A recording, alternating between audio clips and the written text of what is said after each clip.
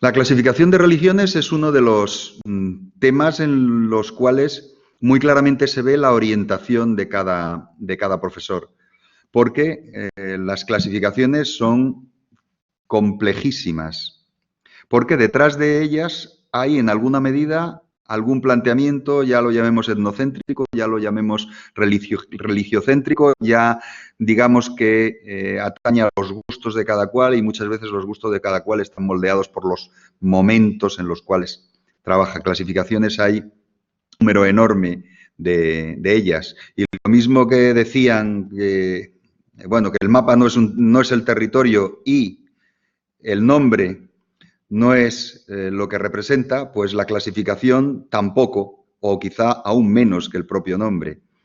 La clasificación es un intento de aproximación. Realmente la clasificación es un instrumento de pensar. Y eso es lo que les voy a plantear. Hay muchas clasificaciones.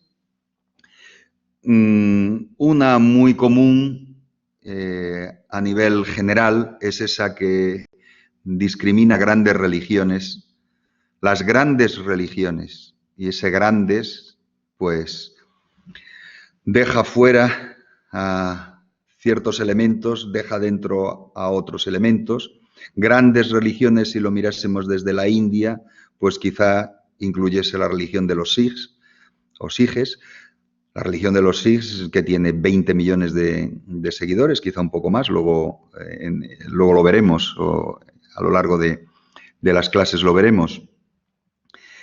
Pero si lanzásemos la mirada desde la que solemos emplear en esto que, entre comillas, se llama Occidente, mundo occidental, pues si lanzamos la mirada hacia lo que son grandes religiones, ahí colocaríamos, desde luego no incluiríamos el sijismo por el número pequeño de seguidores que tiene, pero en cambio sí situaríamos al judaísmo, cuando el judaísmo tiene menos seguidores ahora mismo que la religión de los sijes, que el sijismo.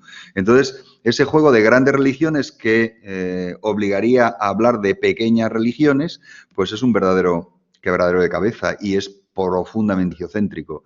Por tanto, no es un planteamiento que me guste utilizar, aunque detrás de la idea de grandes y pequeñas religiones, o mejor dicho, de grandes religiones, habría un elemento clasificatorio que desde luego es menos evidente en sus problemas que eso de grande-pequeño, que es lo que se ha utilizado mucho en Estados Unidos, el concepto de world religions, religiones del mundo.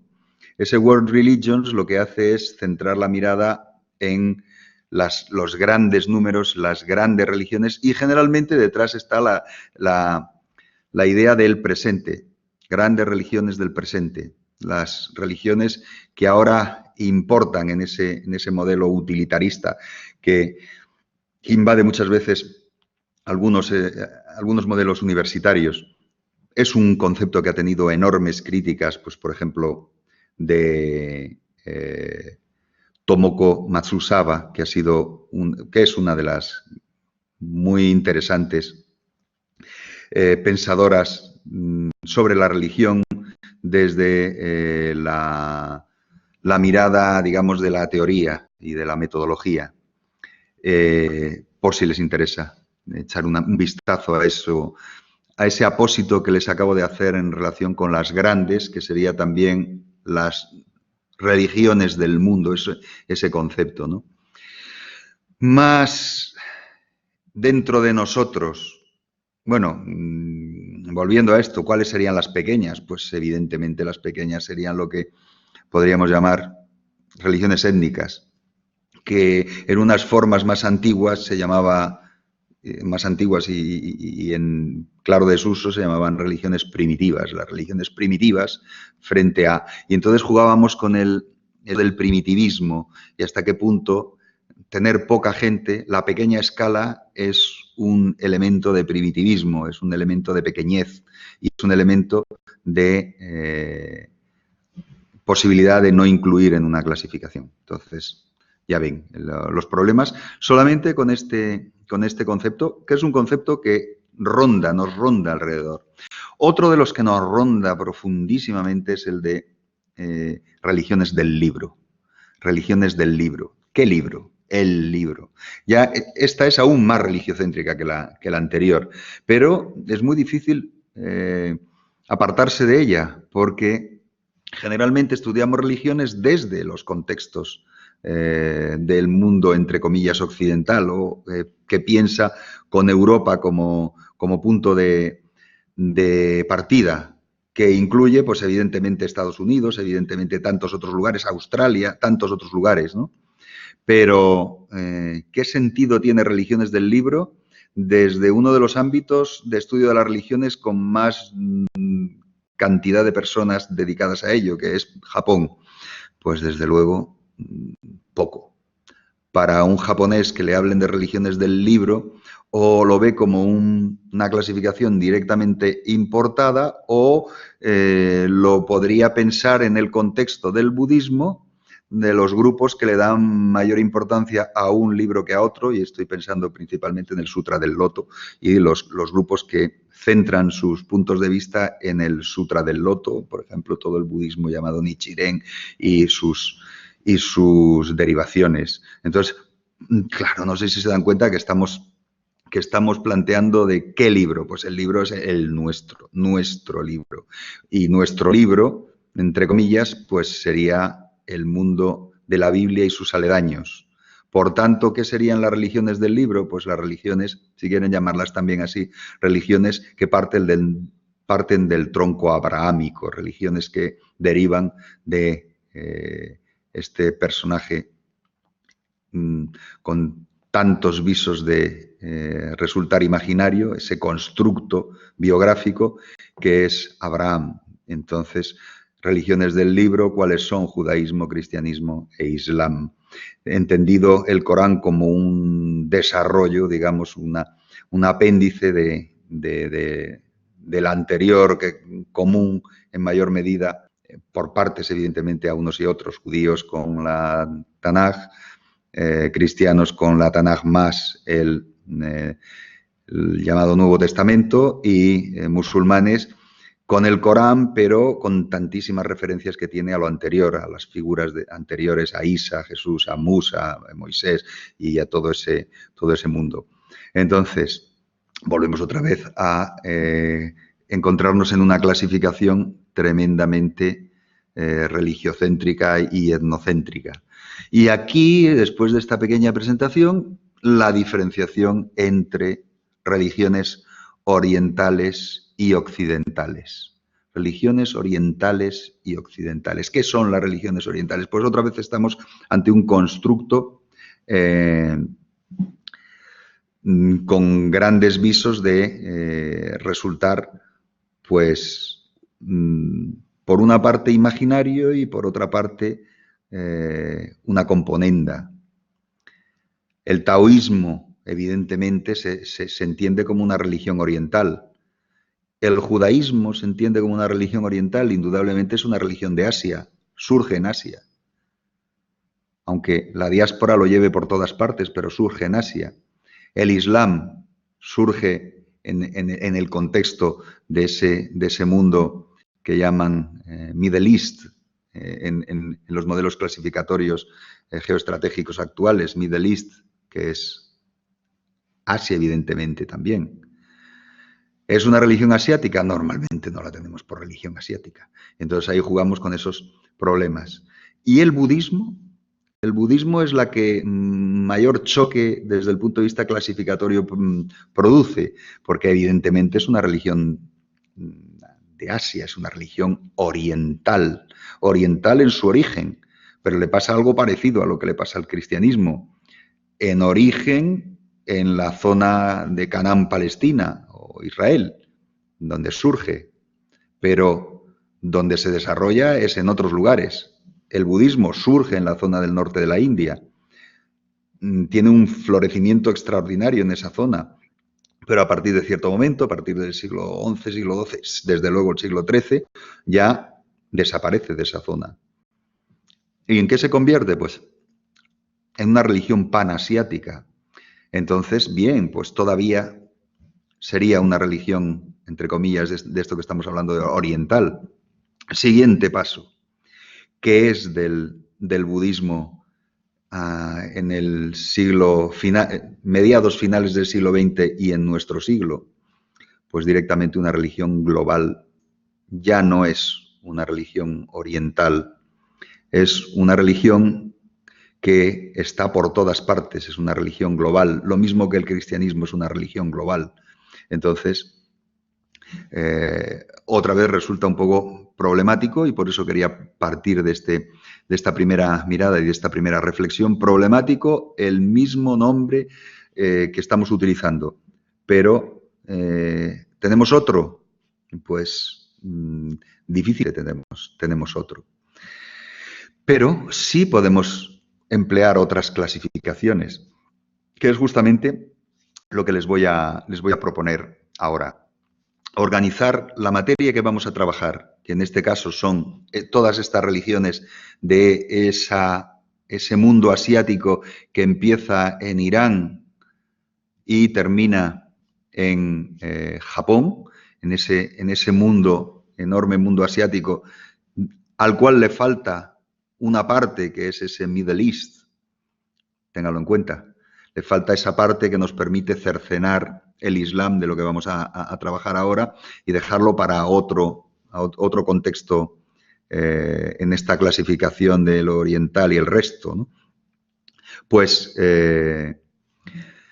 la idea es organizar nuestro mundo, el mundo en el que tenemos que movernos en esta parte de la asignatura, pues según unos criterios que vayan por encima de estas críticas que les acabo de compartir. Entonces, ¿qué es lo que les propongo? Pues una clasificación triple. Para ubicar estas formas de religión en lo que nos interesa, una clasificación triple que además nos puede permitir pensar las religiones en general. Es decir, que esto que vamos a ver ahora nos sirve como un esquema y es el que yo sigo en mis planteamientos. Sigo, por ejemplo, en mi libro de Breve Historia de las Religiones en la editorial Alianza y sigo en mis clases normalmente, en estas clases que doy de Historia de las Religiones, que es una introducción, o de diversidad religiosa, que es otra también introducción, pero pensada más hacia la antropología una y hacia la historia la otra, ¿no? Entonces, les comparto esta triple clasificación. ¿Qué tres elementos tiene o cómo las podríamos llamar? Pues directamente yo las llamo religiones nómadas, religiones agrícolas y religiones modernas. Estos serían los tres contextos clasificatorios para pensar, es decir, son instrumentos para pensar dónde vamos a meter las cosas que vamos a ir viendo. Y empezamos con el de las religiones nómadas. Religiones nómadas que exigen un tratamiento distinto, un punto de vista diferente al que luego veremos que es el más común en las religiones que solemos tratar, que es el de las religiones agrícolas, las religiones que se basan en la agricultura. Pero para entender las religiones que se basan en la agricultura, nos conviene dar una mirada hacia estas religiones que yo les denomino nómadas y que son, pues, de cazadores, pescadores, recolectores, pero también de pastores. Los pastores también se mueven. Nos puede permitir entender ciertos elementos religiosos, por ejemplo, del mundo védico, del mundo de la India védica, puesto que detrás de acciones rituales como son la posibilidad de mover los altares son movibles, se transportan, se construyen, los construyes con ladrillos en cada momento que necesites y en cada lugar que lo requiera. ¿Qué hay detrás de eso? Pues detrás de eso hay una acción religiosa que se corresponde perfectamente con este mundo que les digo de lo nómada, de la religión nómada, que es capaz de poner en práctica rituales que pueden llegar a tener una gran complejidad, pero sin la necesidad de estructuras de una gran complejidad. Solamente se necesita, en este caso que les digo, del ritual védico, se necesita construir un altar que es móvil y hacer un fuego, puesto que el fuego es un elemento fundamental en todo este proceso. Agni, el fuego, que es el fuego y es el fuego divinizado en el mundo védico, es el elemento clave que une el mundo de los seres humanos y el mundo de los dioses. En realidad, todos los mundos se unen por medio del fuego que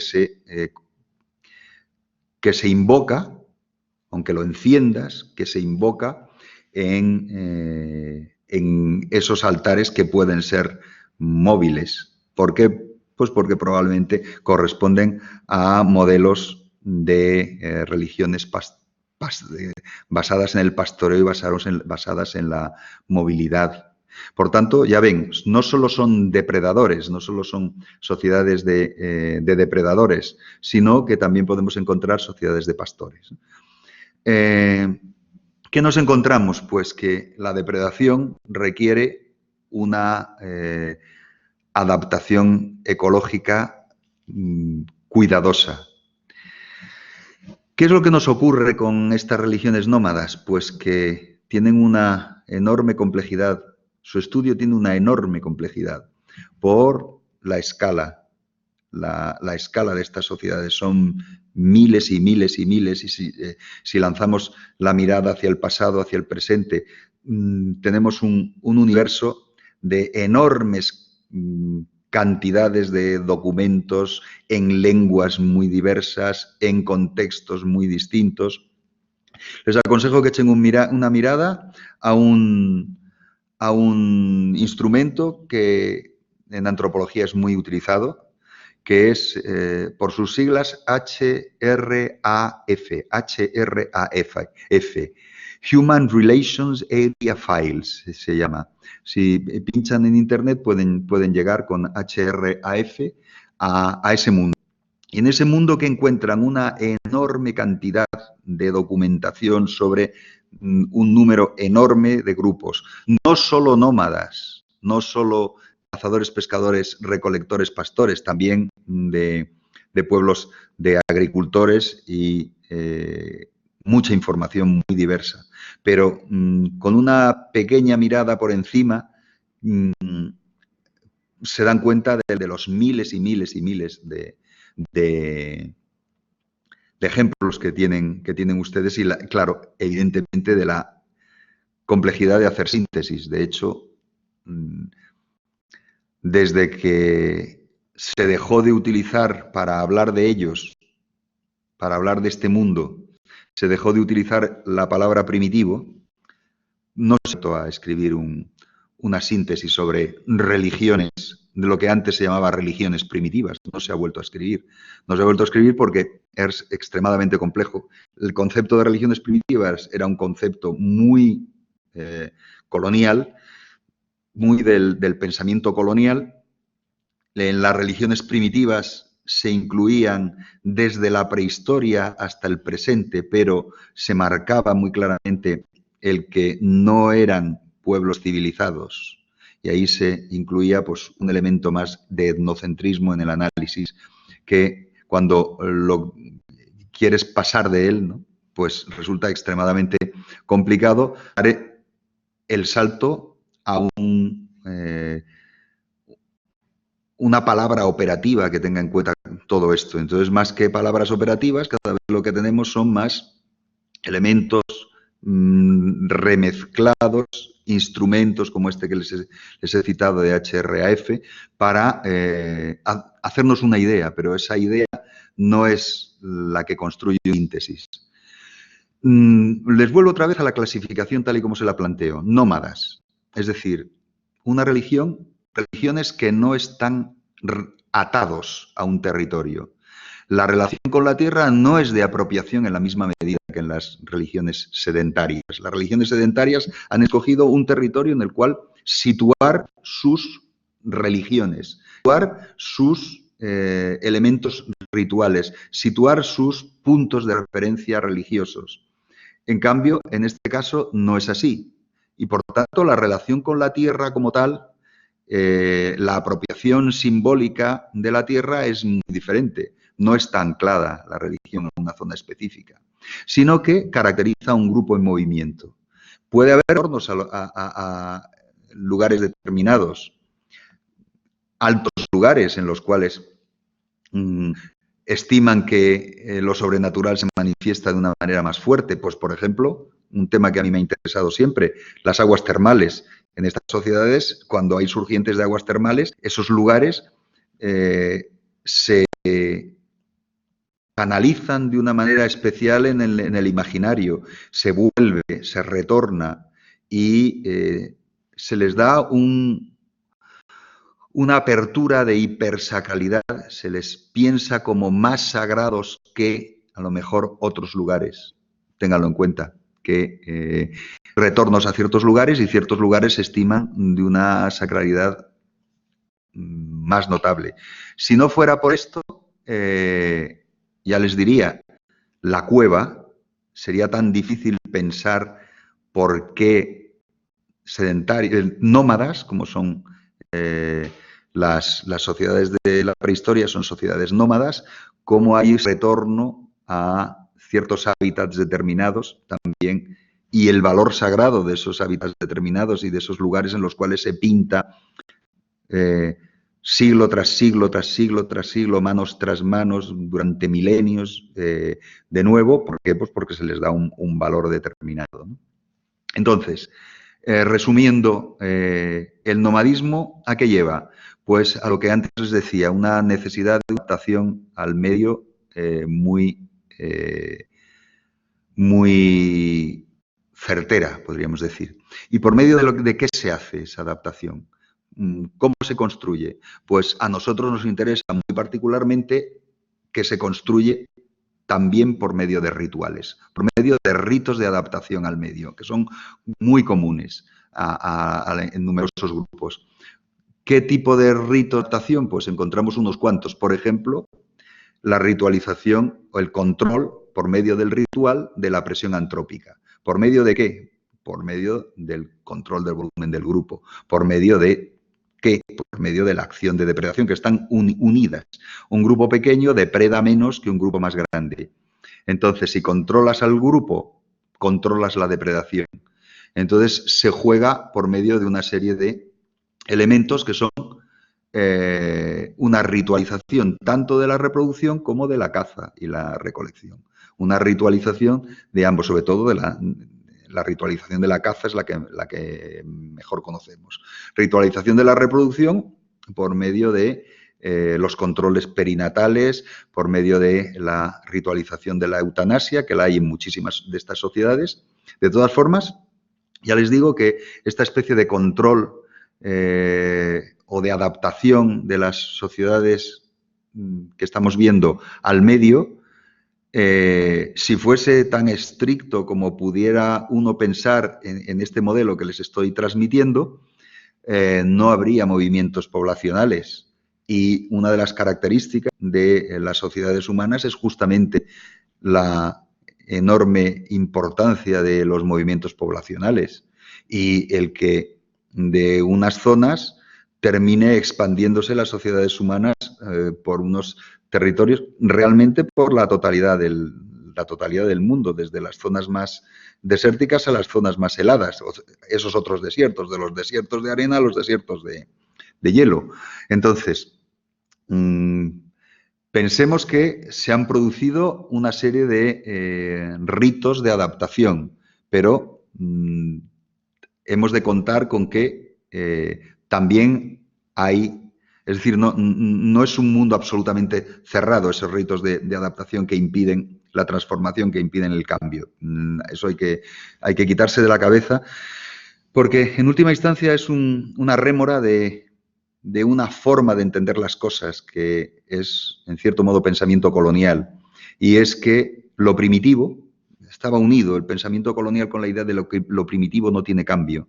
Lo primitivo no tiene cambio. Lo que encontramos a lo largo de la historia en las sociedades estas nómadas, en general en las sociedades étnicas, es que el cambio es permanente y sistemático. Lo que pasa es que no lo conocemos. No lo conocemos en la misma medida. No tenemos la mirada histórica adecuada en esas sociedades para detectar la fuerza del cambio, que lo ha habido siempre, siempre. Y bueno, pues ritualización de la caza, pues una reducción del impacto de la depredación por medio de toda una serie de sistemas que podemos subsumir en el contexto o en la palabra o en el contexto ritual de lo que podríamos llamar caza mística.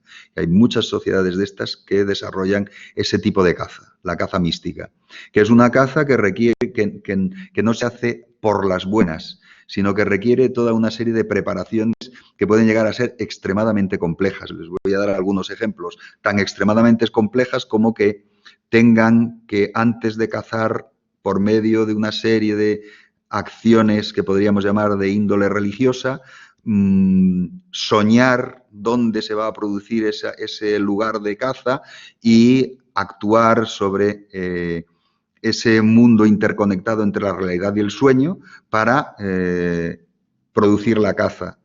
O lo que se llama el nahualismo. El término técnico es nahualismo, la búsqueda de espíritus protectores, espíritus que te dan fuerza, y que algunos de ellos son espíritus animales en los cuales se transforma el cazador, y entonces hace una caza que pudiera ser como parecida a la que un depredador real en el contexto natural. Entonces el ser humano, como cazador y como dador, que hace desarrolla una acción sangrienta, no lo hace como ser humano, cuanto como ese ser mixto mezclado entre una cosa y la otra. Los procesos estos asociados al nahualismo requieren una complejidad tal, desde el punto de vista simbólico, etcétera, que lleva a que el impacto de la depredación sea mucho menor, evidentemente, si se caza desde de estas maneras, que si se cazase sin la menor cortapisa ritual. ¿Por qué nos interesa? Pues porque en muchas de estas sociedades la acción de caza es vista como en cierto modo, una ruptura de un equilibrio.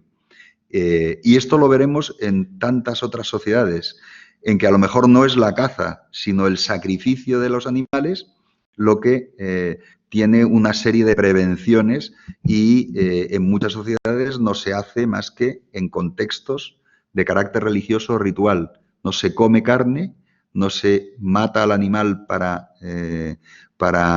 comer su carne, más que en los contextos del ritual con los dioses, apoyando o dándole cobertura, si quieren, sobrenatural a esa acción de dar muerte. Entonces, bueno, pues quédense con todo esto. No sé si se dan cuenta que algunos de estos elementos los iremos encontrando más adelante en distintos momentos, y explican las prevenciones en relación con los contextos sacrificiales que aparecen en tantas religiones. Otro elemento de la adaptación es lo que se llama la ritualización del estatus. Una ritualización que determina que no todas las personas a lo largo de su vida tienen el mismo estatus.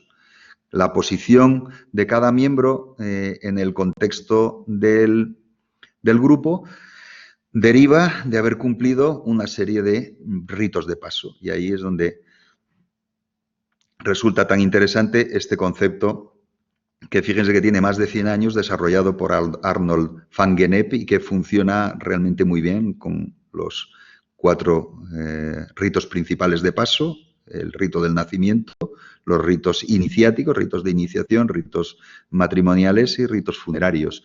Entonces, dependiendo de si se ha cumplido el ritual iniciático, se tiene una posición u otra dentro del grupo.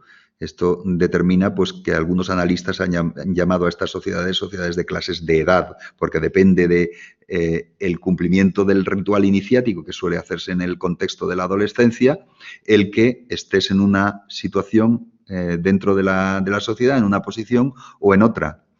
En relación, lo que les decía antes, en relación con los controles perinatales, ¿cómo se hacen los controles perinatales? Pues muy principalmente por medio del ritual de paso del nacimiento. Si no se cumple el ritual de paso del nacimiento, ese nacido biológicamente nacido no es ritualmente nacido y, por tanto, es susceptible de su abandono o su muerte, sin que esa acción sea vista como una acción de desequilibrio del sistema, como correspondería a una muerte cuando el ritual se ha producido adecuadamente, ¿no?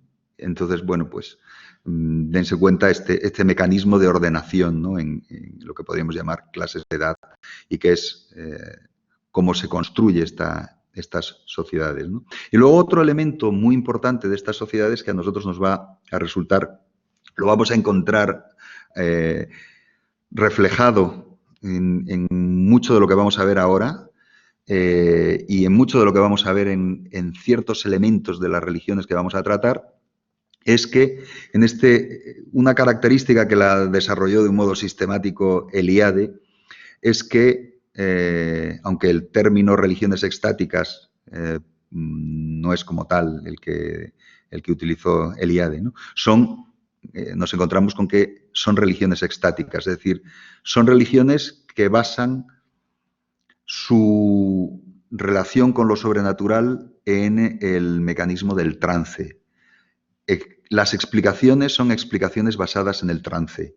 Y los especialistas, que generalmente son especialistas a tiempo parcial, estos especialistas en el trance muchas veces se les da esta denominación general, se parte de lo estricto que correspondería a una palabra de los siberianos, los tunguses siberianos, que es la palabra chamán, y se utiliza para todos este tipo de formas religiosas. Les cité a Eliade porque Eliade en su chamanismo y las técnicas arcaicas del éxtasis incide en esa caracterización del chamán como un especialista en el trance, como un especialista en la relación extática con seres espirituales que él dice conocer y controlar.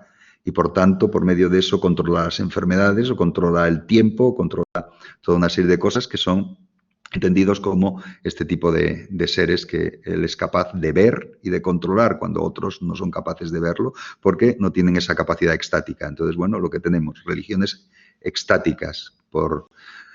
Bien, primer elemento clasificatorio que hemos desarrollado, las religiones nómadas, que como han visto nos sirve como contrapunto a lo que vamos a ver ahora, por una parte, y por otra parte, como elemento para pensar algunos de los rituales que veremos y verán ustedes en otras asignaturas. Siguiente elemento de clasificación o modelo de clasificación, religiones agrícolas, religiones basadas en la agricultura o pensadas desde un mundo que se basaba en la agricultura.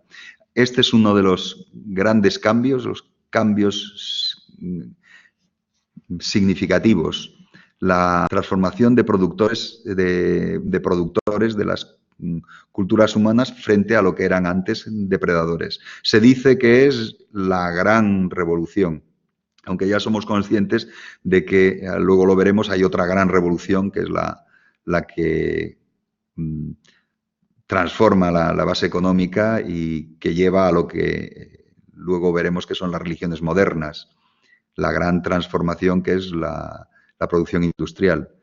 Agricultura, producción industrial. Y lo que dicen algunos otros, que lanzan la mirada hacia el futuro y que dicen que estamos en un proceso ahora mismo, y no nos damos adecuadamente cuenta, de esa tercera revolución que transformará completamente, también tendría que teóricamente transformar nuestras religiones, y lo veremos al final de la clasificación cuando hablemos del transhumanismo, ¿no?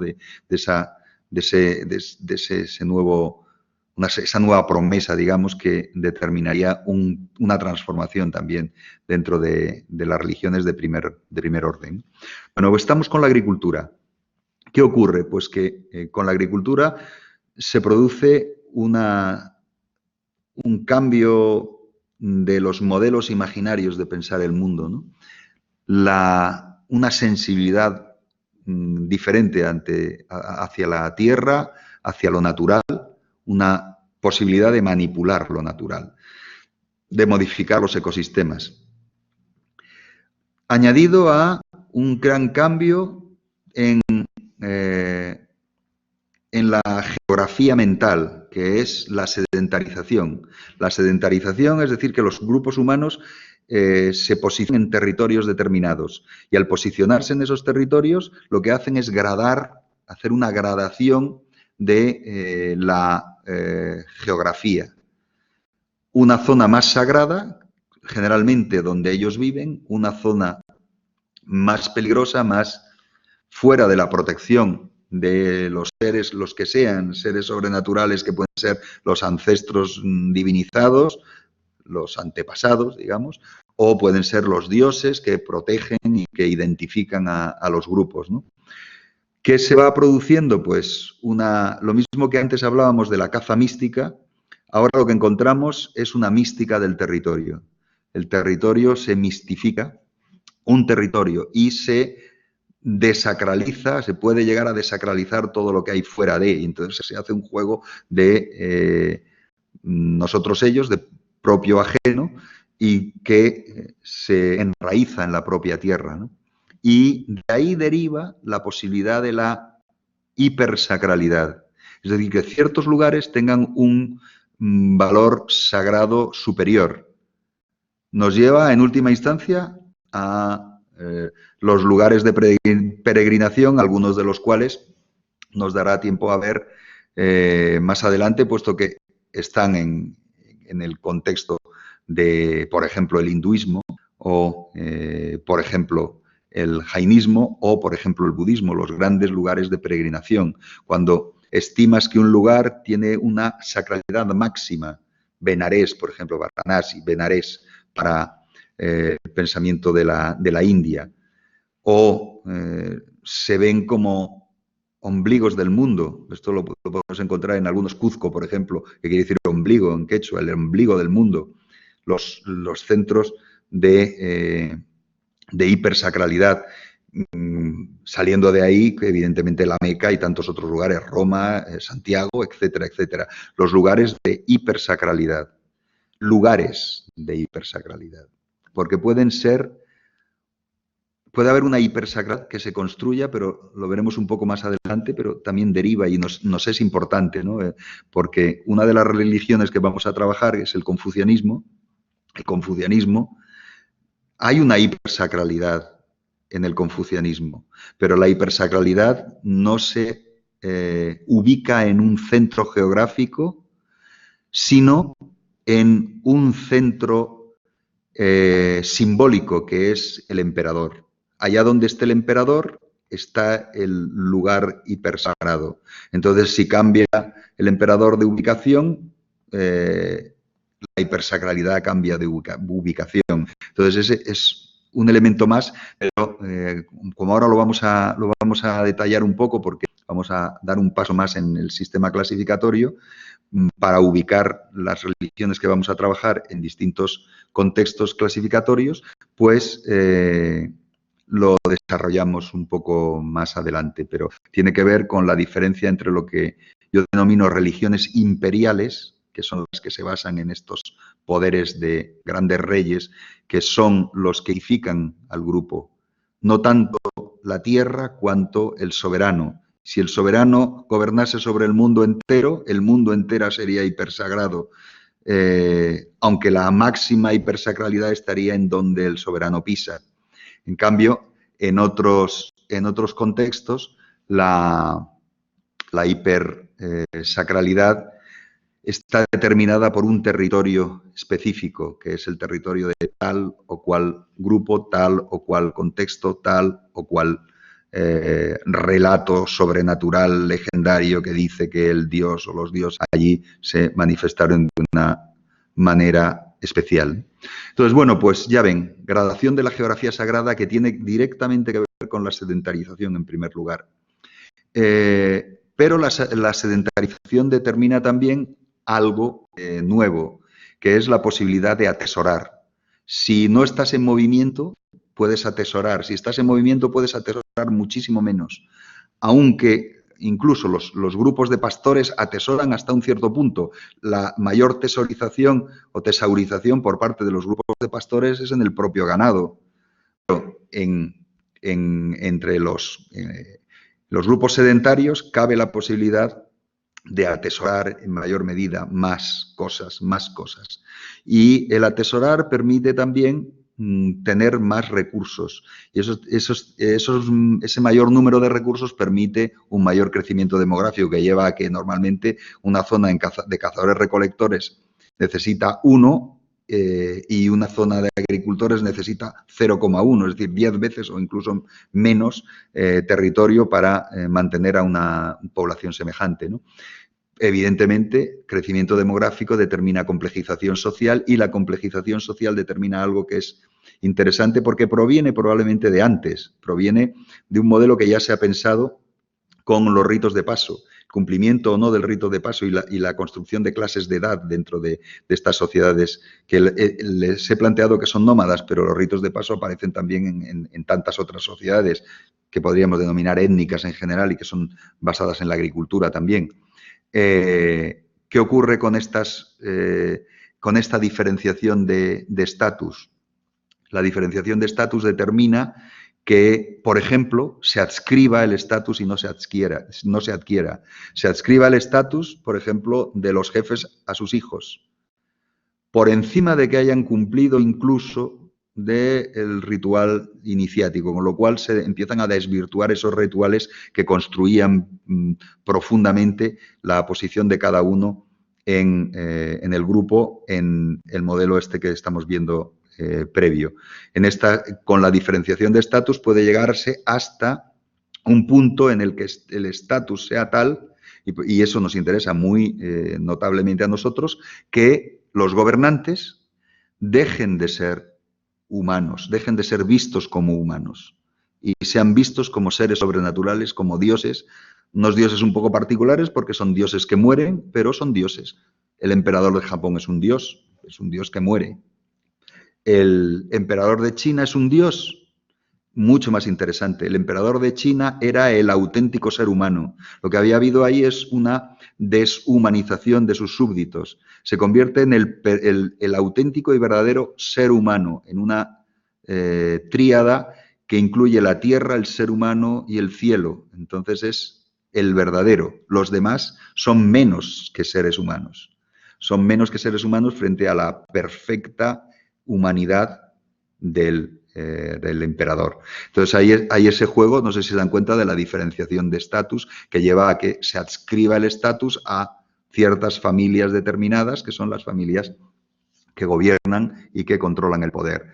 Todo esto, evidentemente, complejiza las estructuras del poder. Y entonces todo eso se plasma en nuevos retos en las creencias. Y lo que empezamos a encontrar son nuevas figuras de especialistas en lo sagrado. Hasta ahora no hemos visto más que un tipo de especialista en lo sagrado. En las sociedades que hemos visto antes, estas sociedades nómadas, estas sociedades con una escala que podríamos denominar, entre comillas, pequeña, a pesar de todo feo que es la palabra, pero bueno, aunque lo pequeño es hermoso, ténganlo en cuenta. En estas sociedades, la escala lo que plantea directamente es que la especialización en lo sobrenatural y en lo religioso, si quieren llamarlo así, la especialización no es a tiempo completo, sino es a tiempo parcial. Todo el mundo tiene probablemente la capacidad de una sensibilidad cierta hacia lo sobrenatural, pero hay algunos que tienen una capacidad aún mayor.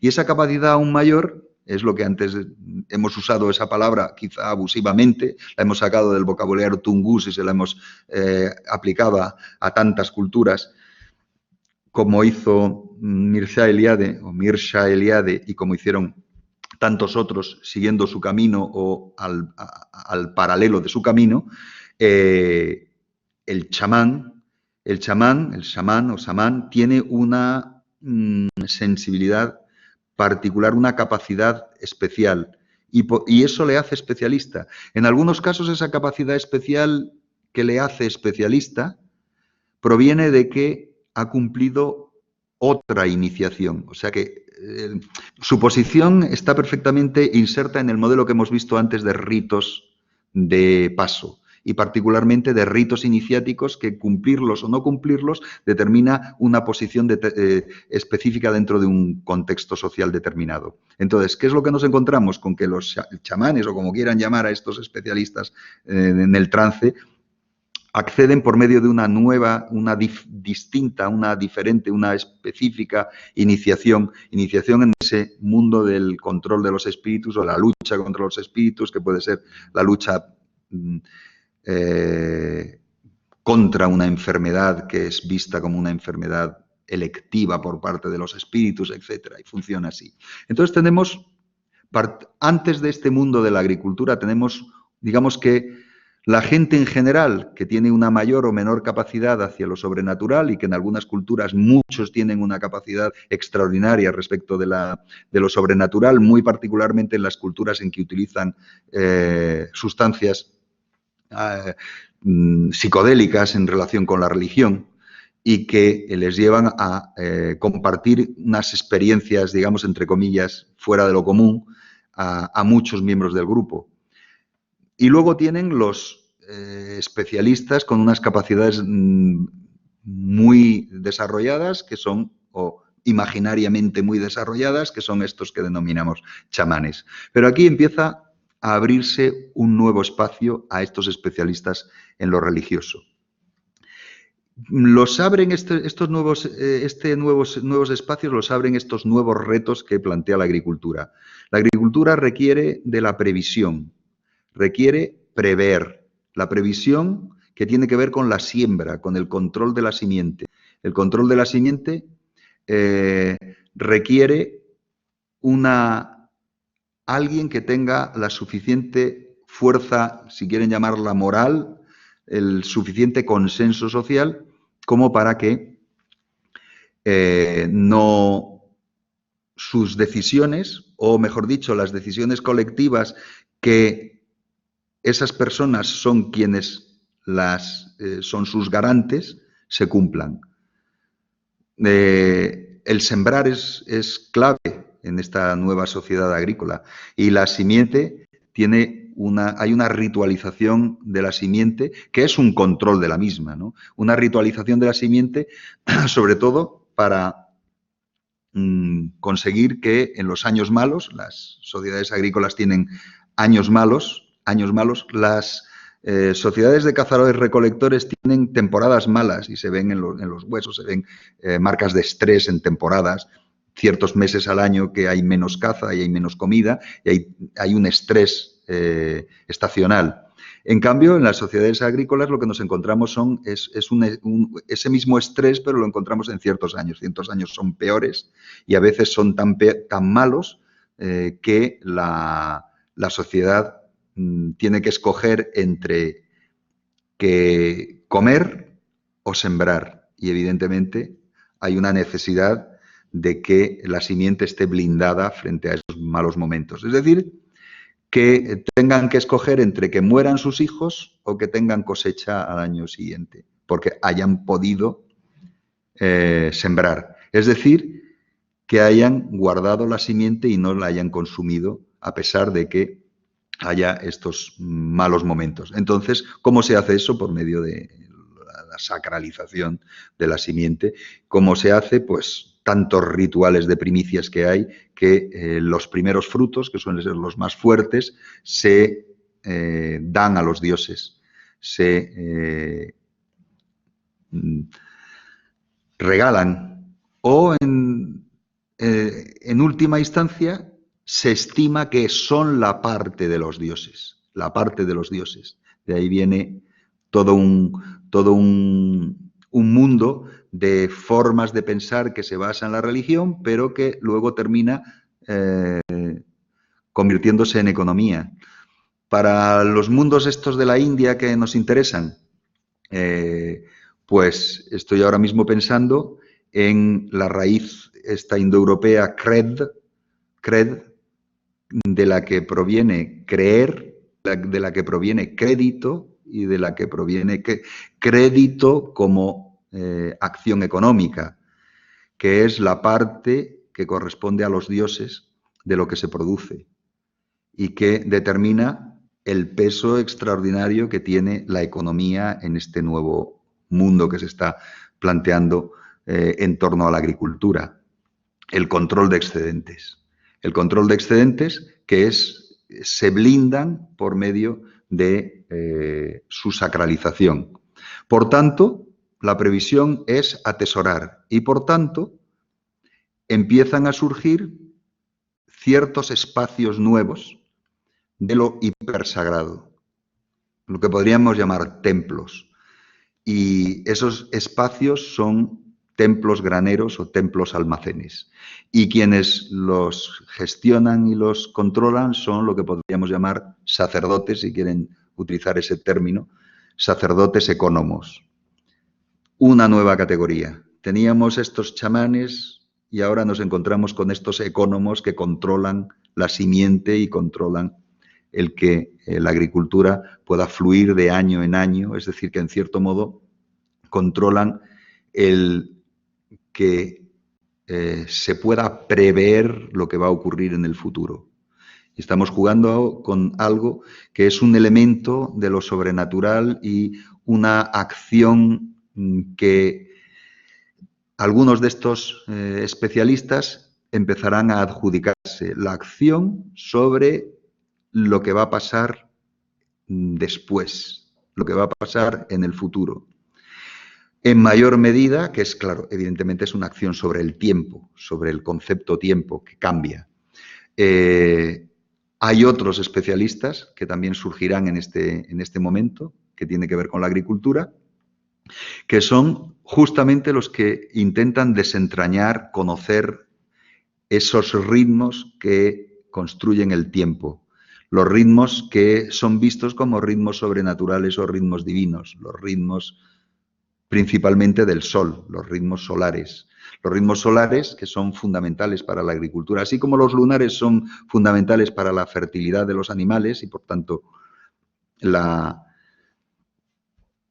sensibilidad hacia la sacralidad de la luna, muy probablemente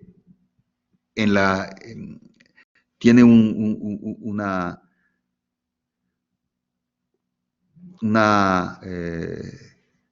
profundidad cronológica enorme.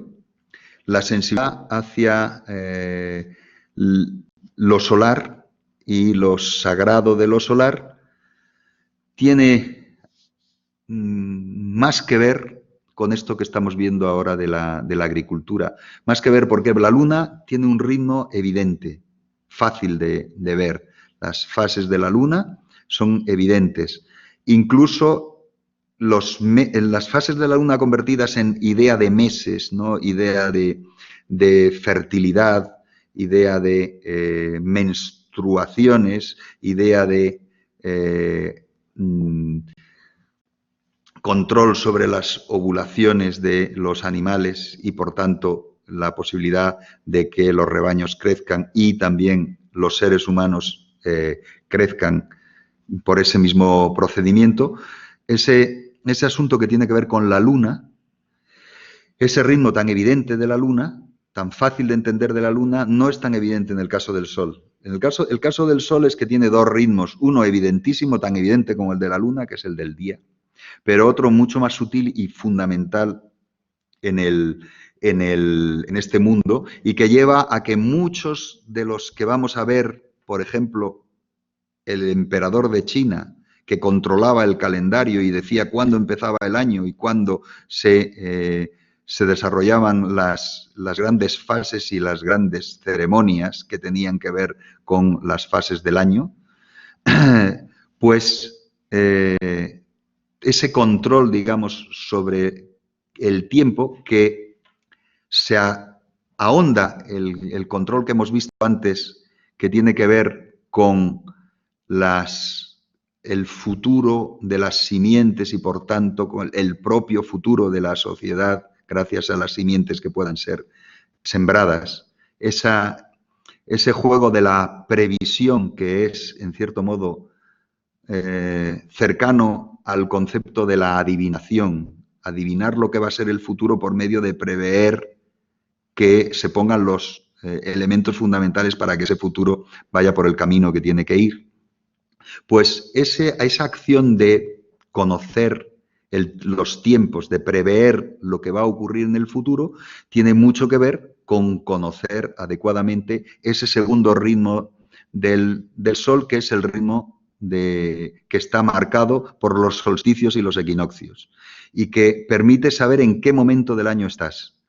Muchos calendarios eran incapaces, hasta el propio calendario de Julio César, que es un paso adelante a lo que había antes, pues tenía sus problemas para situar adecuadamente lo que dura un año.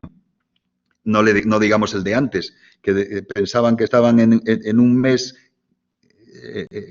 que correspondía al verano y estaban en pleno invierno por el juego este de la complejidad de ser capaces de determinar que el año tiene 365,24, 23, no sé qué, días, que no es un ritmo evidente. No es, por eso ese ritmo oculto es, en cierto modo, necesario desentrañarlo. ¿Y desentrañarlo por medio de qué? Por medio del conocimiento del lenguaje de este dios o de estos dioses que rigen los cielos, el Sol.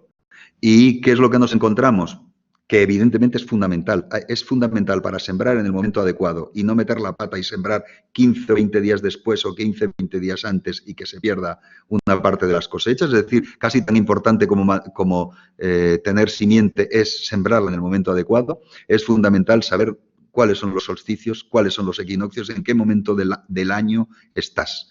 Y para eso, ¿quién se dedicó a hacerlo? Pues encontramos por todas partes otra vez esos lugares de hipersacralidad.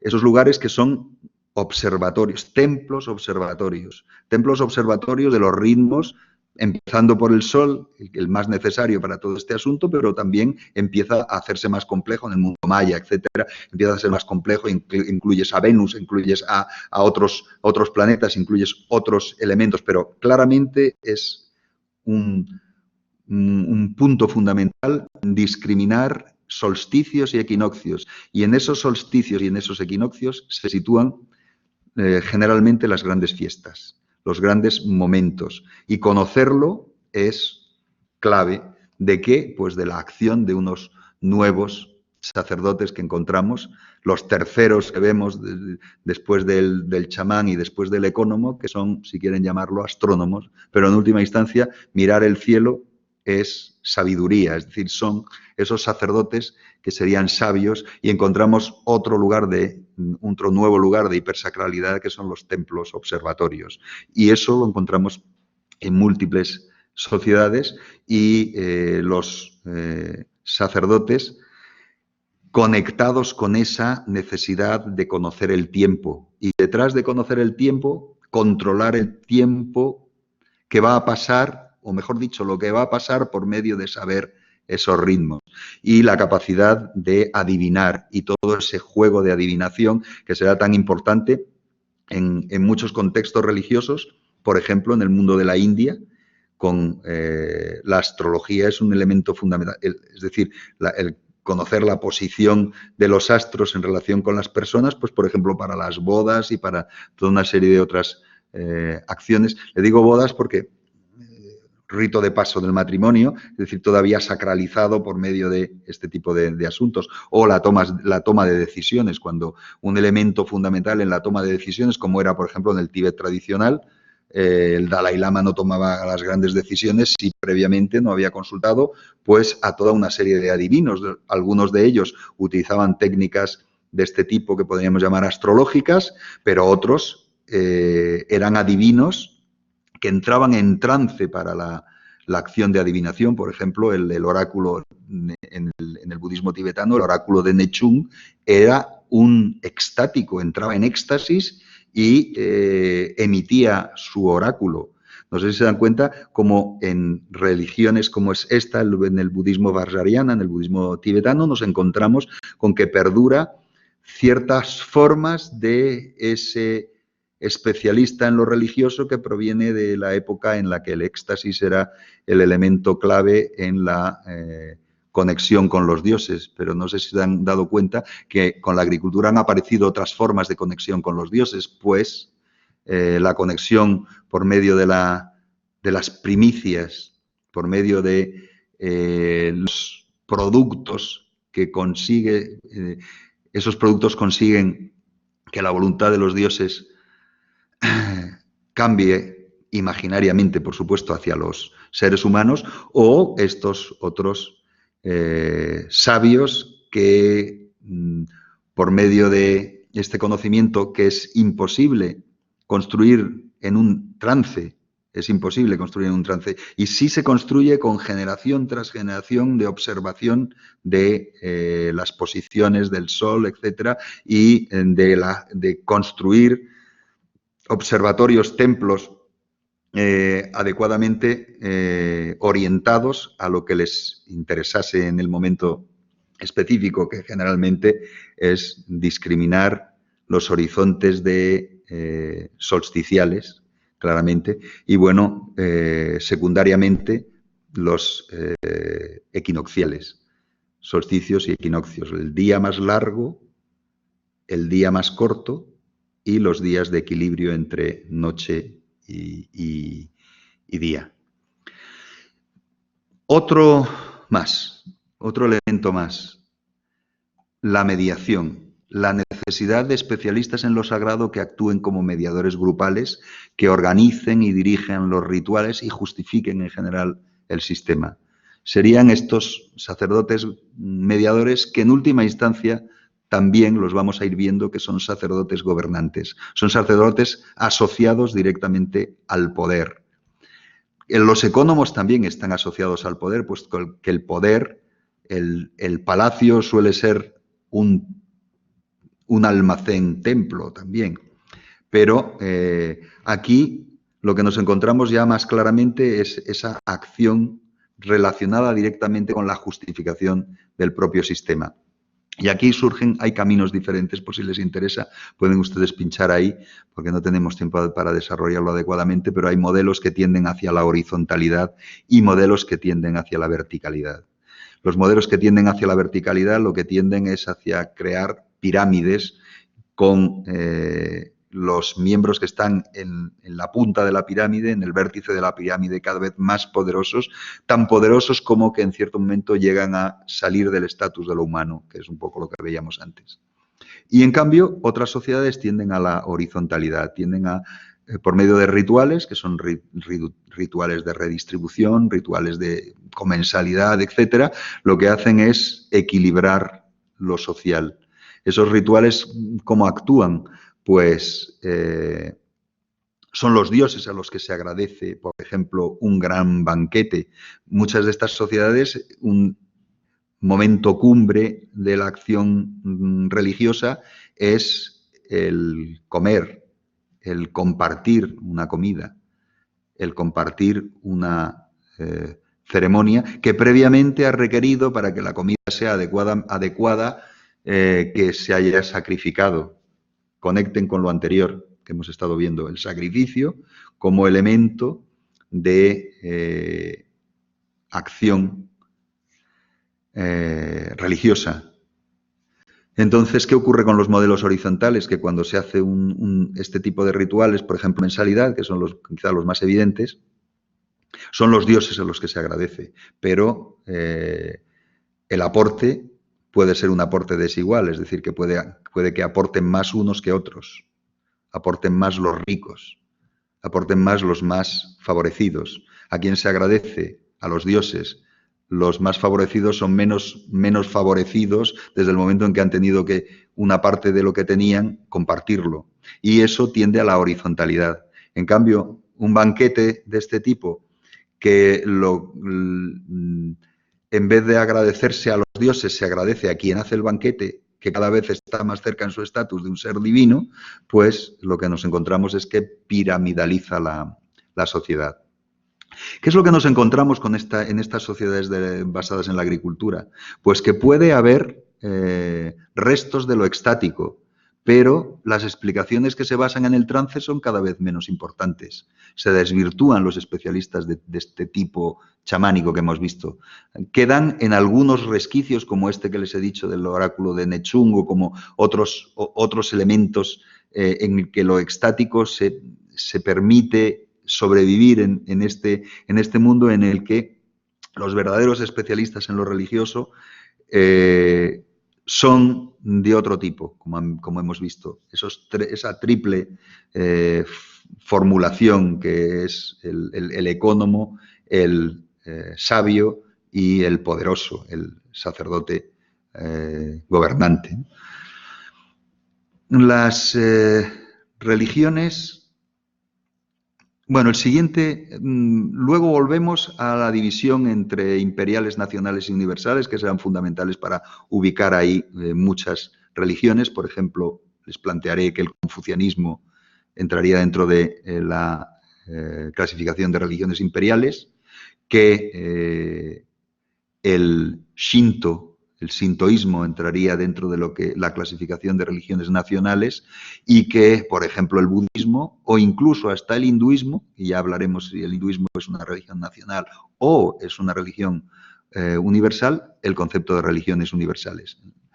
Pero ya que estamos viendo esta mirada en general, y ya les digo que luego volvemos a estos elementos clasificatorios, ya que estamos viendo esta mirada general, pasamos el siguiente elemento, que serían lo que les he denominado religiones modernas, y ese gran cambio.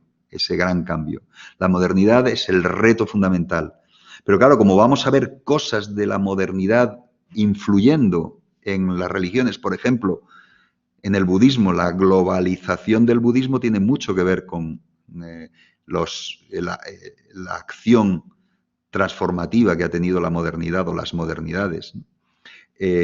Pues requiere que le demos una pequeña mirada, un vistazo, ¿no? La modernidad o las modernidades lo que son es un reto fundamental para las religiones, un reto no resuelto todavía, ¿no? No resuelto ni resoluble, es decir, que él todavía, pues en cierto modo, sobra, ¿no? No resoluble. ¿Qué ocurre? Que estas religiones que vamos a ver, o casi todas las religiones que tenemos en la cabeza como religiones, ¿no? Surgen en el contexto de las necesidades de las sociedades agrícolas. Las que mayor número de seguidores tienen son sociedades que se piensan desde la agricultura. Los rituales se piensan desde la agricultura, utilizan elementos de lo agrícola,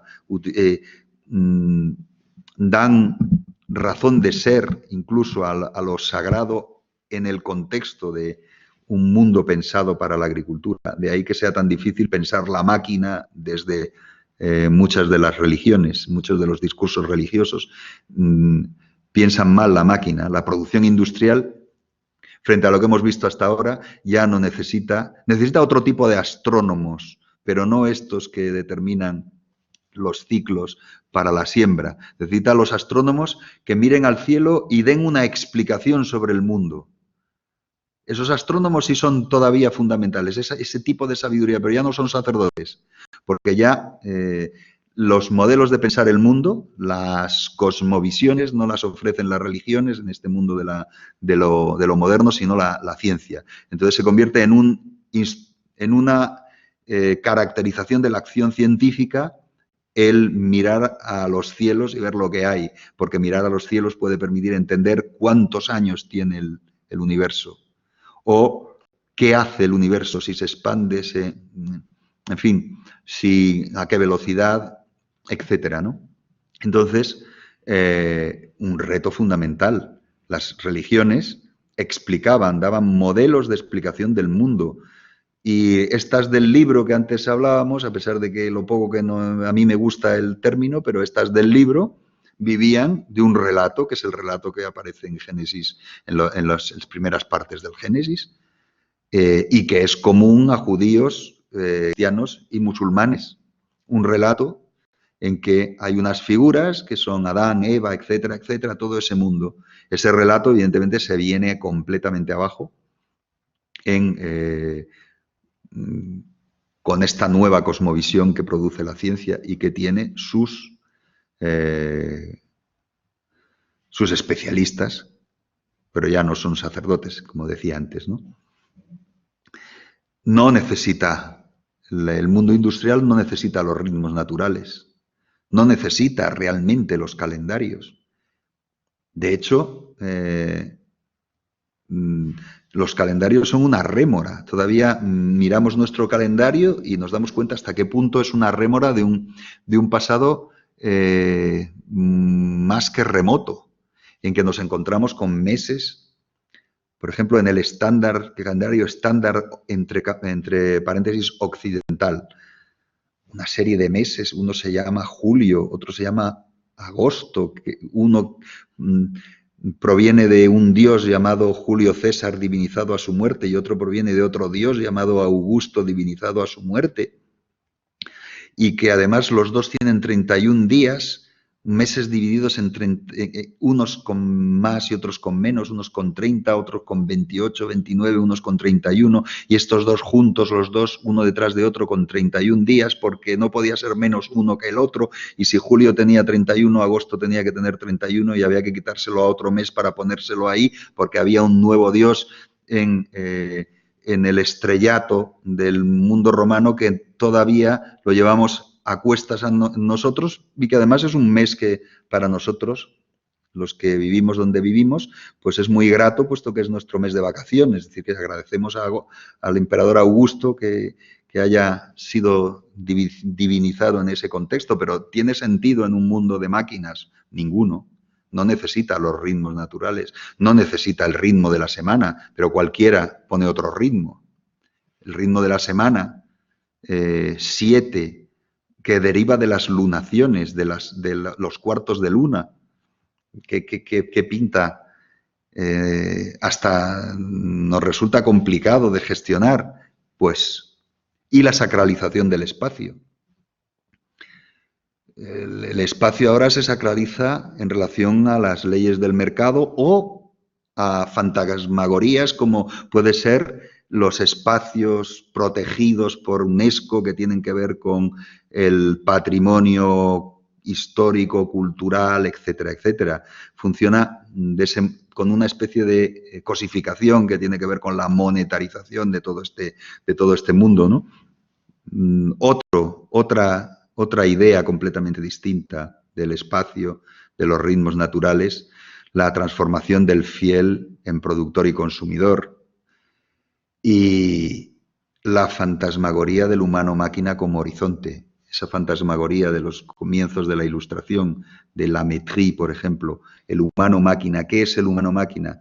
Desde el momento en que planteas un pensamiento ateo, en el pensamiento ateo, además, evidentemente, de que no hay seres sobrenaturales ni dioses en tu perspectiva, ni hay algo después de la muerte que no sea, pues, que la energía se transforme, pero no una supervivencia ¿de qué? Del alma después de la muerte. No hay un alma inmortal. Eso es el humano sin alma, entonces es como una máquina, y esa idea del humano-máquina, ¿no? Como horizonte de pensar.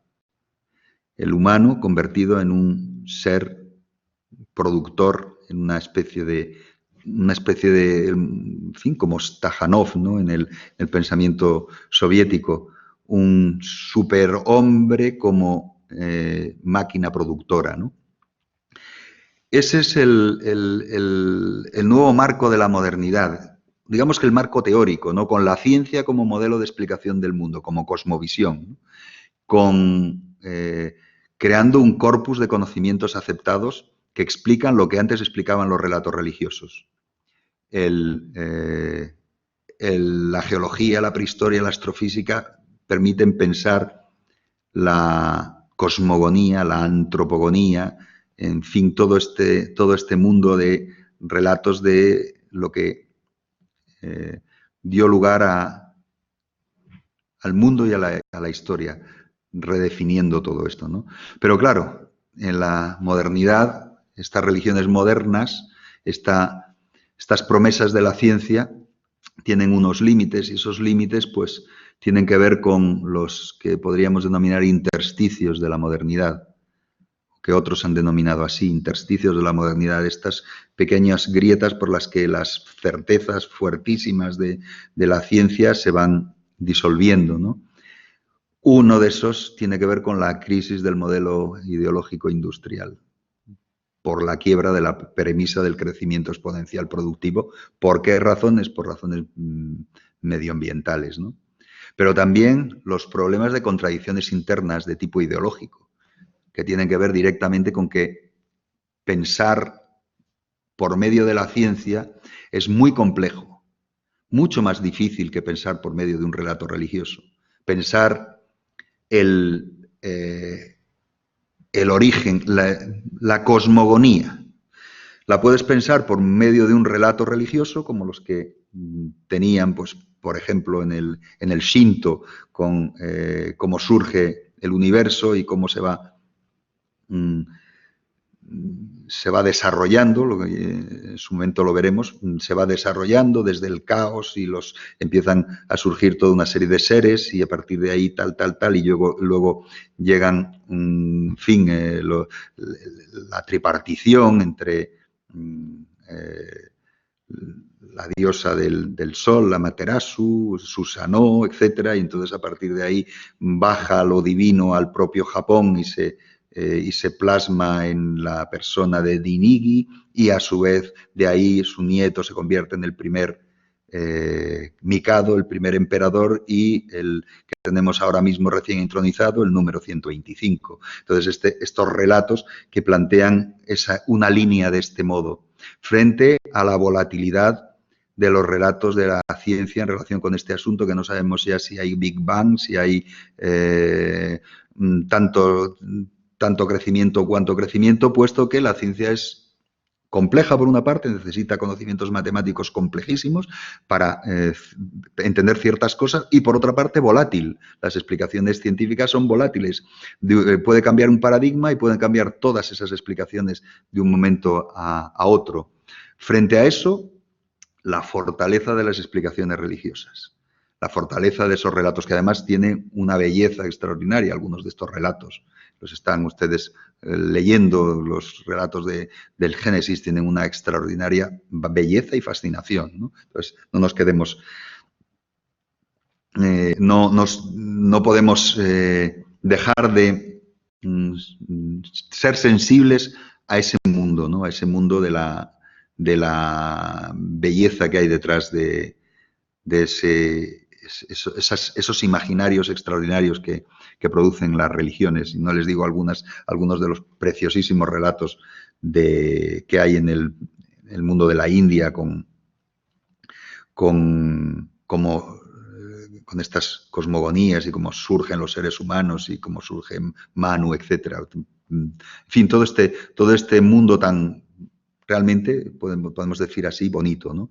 Frente a eso, pues claro, la sequedad, la necesidad, que para algunos es aún más bella, ¿no? De que la única forma de explicar estas cosas sea por medio de un lenguaje que no tiene las connotaciones de los lenguajes humanos, como puede ser el matemático, que también es humano, pero perdonen, de la diversidad de los lenguajes humanos y de la, a veces, irreductibilidad que hay detrás de los conceptos, ¿no?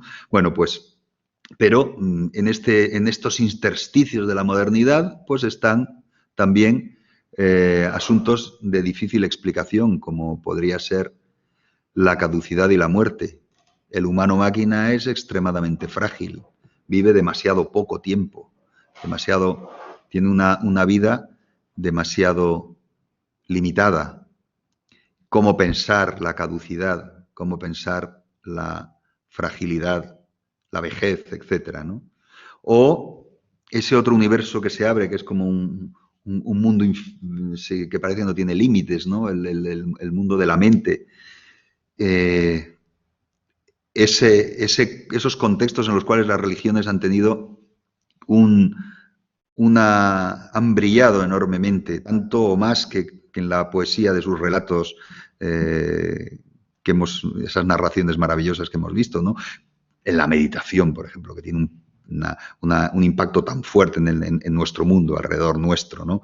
Y que muchas de las técnicas de meditación provienen de religiones como pueden ser el hinduismo por medio de las técnicas del yoga, o pueden ser en el budismo por medio de las diversas técnicas que más o menos religiosas permean por todas partes, y menos religiosas, pues por ejemplo, el gran producto que proviene del sati, de la atención plena del budismo, que es lo que, utilizando un término norteamericano, o porque fue Kabat-Zinn lo produjo en Estados Unidos, es mindfulness.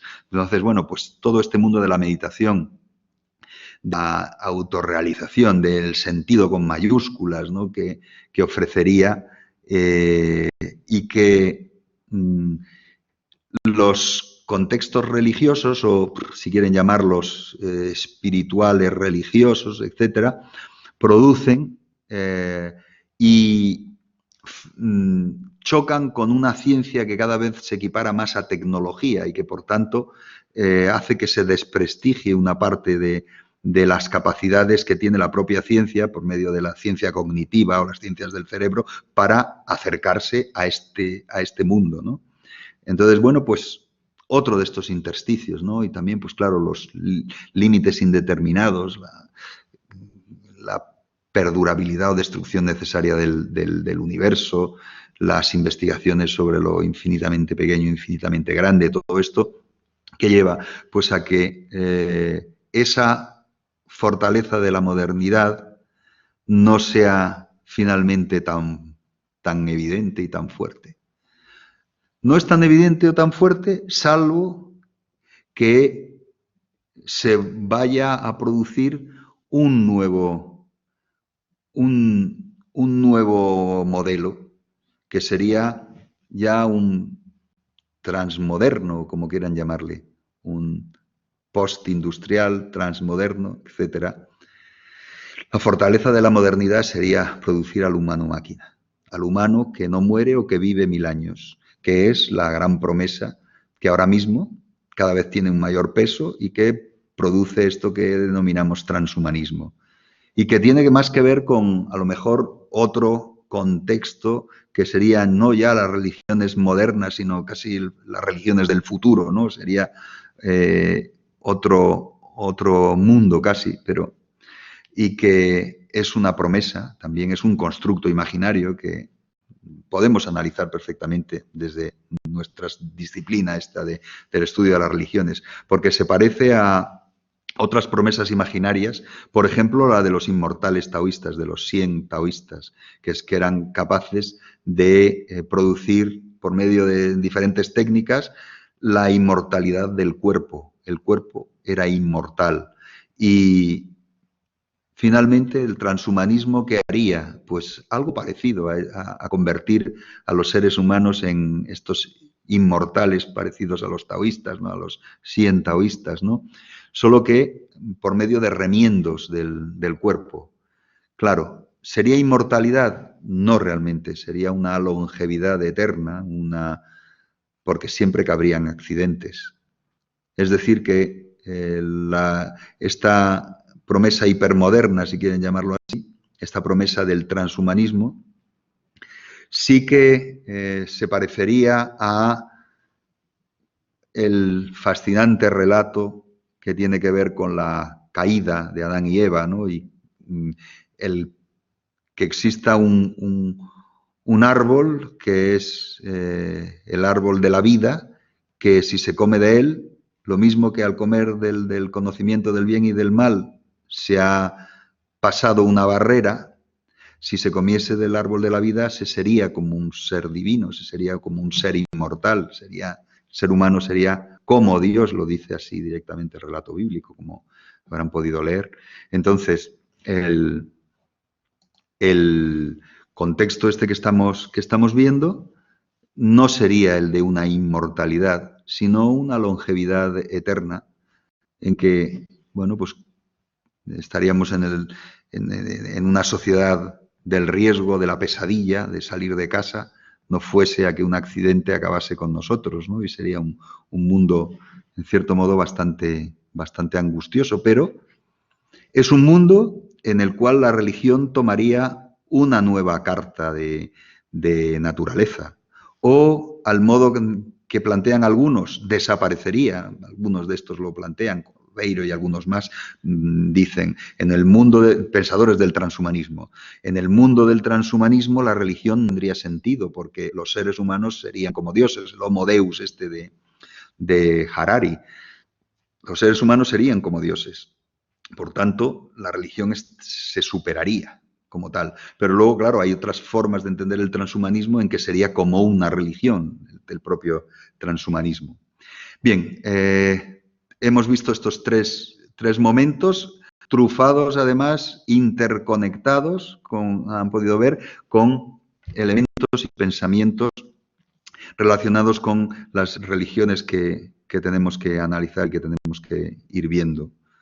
Hemos visto taoísmo, hemos visto budismo, hemos visto confucianismo, hemos visto shinto, hinduismo, antes del hinduismo religiones védicas. Hemos visto, gracias a toda esta reflexión sobre clasificar y cómo clasificar y qué elementos tener en cuenta, hemos avanzado algunas ideas al respecto. Ahora vamos a entrar en una diferenciación ulterior, pero que tiene que ver directamente con el mundo de las religiones agrícolas, pero que para nosotros nos resulta de especial interés a la hora de pensar en nuestras religiones, las religiones que tenemos que trabajar. Se pueden dividir las religiones agrícolas en en cuatro, pero las étnicas las hemos en cierto modo ya visto y tratado y nos influyen menos en el contexto que vamos a desarrollar. Pero si les interesa pueden pinchar aquí y ven la presentación. Lo que nos interesa determinar ahora es esa diferencia entre religiones imperiales, nacionales y universales. Las religiones imperiales, ¿qué es lo que se ha desarrollado enormemente en las religiones imperiales?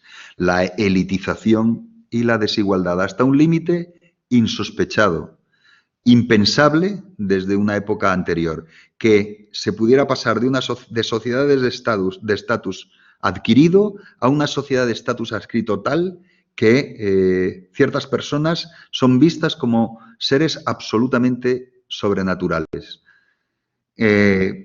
¿Por qué? ¿Por qué nos encontramos eso? Y nuestro mejor ejemplo es el mundo chino, porque pervivió como tal, el modelo imperial chino pervivió hasta 1912, es decir, hasta hace un poco más de 100 años. ¿Cómo pensar que se ha podido llegar a esos niveles de desigualdad? Pues muy probablemente porque había contrapartidas a esa elitización y a esa desigualdad. Un territorio, el orden es una de las contrapartidas fundamentales. El que se deje en manos de muy pocos o de una sola persona las decisiones importantes determinan que haya una gran capacidad de ordenar. O incluso que esa persona sea asociada directamente al hecho del orden, con propio concepto que se termina convirtiendo en un concepto sobrenatural y divino del orden, o el orden divinizado. El orden divinizado en el mundo egipcio es Maat, pero en el mundo confuciano podemos directamente relacionarlo con el concepto de Tao. Orden, el verdadero orden de las cosas. Pero la elitización, la desigualdad, tiene como contrapartida el orden. Y el orden permite, pues, una capacidad de respuesta, un desarrollo de elementos externos extraordinarios, un arte, lo que nosotros llamaríamos arte, ¿no? Arte de los dioses, arte religioso, que todavía admiramos enormemente. Esos objetos que tienen a lo mejor 3.000 o 4.000 años, los admiramos enormemente. Un desarrollo de los instrumentos del poder extraordinario, un desarrollo de burócratas que hacen cada vez más complejo el sistema económico. Evidentemente, una clave es el control ideológico y la existencia de especialistas en el control del sistema, pero el elemento clave y fundamental es el encumbramiento de los reyes. El encumbramiento de los reyes que llevan a la construcción de estos modelos de gobierno perfecto, porque en ese gobierno quien está es un dios, un ser que ha pasado de lo natural a lo sobrenatural. Los pobladores que se convierten pues directamente en súbditos con un papel secundario basado en las justificaciones religiosas, y la ascripción de estatus se exacerba completamente, y la identidad colectiva radica en el soberano. El soberano identifica a toda la sociedad. Por eso, el verdadero ser humano solo podía ser el emperador, que es el que identifica de modo colectivo a toda la sociedad. Frente a eso, en un modelo mucho más horizontal nos encontramos las religiones nacionales. La identidad colectiva radica en el grupo nacional.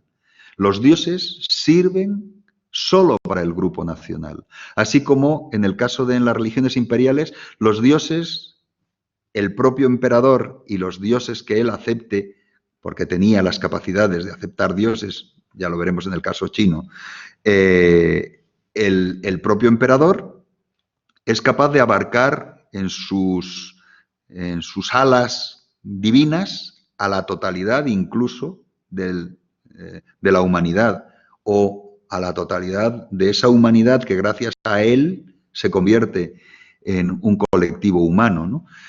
En cambio, en las religiones nacionales la identidad colectiva radica en el grupo nacional. Atañe y tiene efecto la religión principalmente para los miembros del grupo. ¿Y qué ocurre? Pues que suele generar un discurso religioso que es poco incluyente. No son religiones abiertas a todo el mundo. Tienen un mensaje circunscrito a un grupo, que puede ser nacional, puede ser, en fin, específico, ¿no?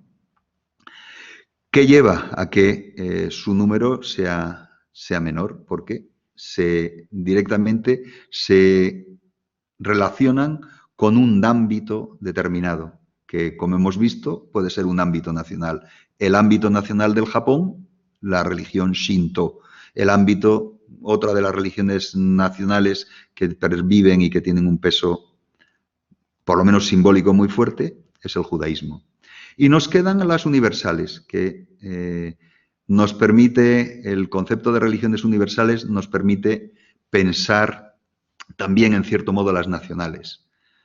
¿Qué ocurre con las religiones universales? Cualquiera es miembro de una religión universal.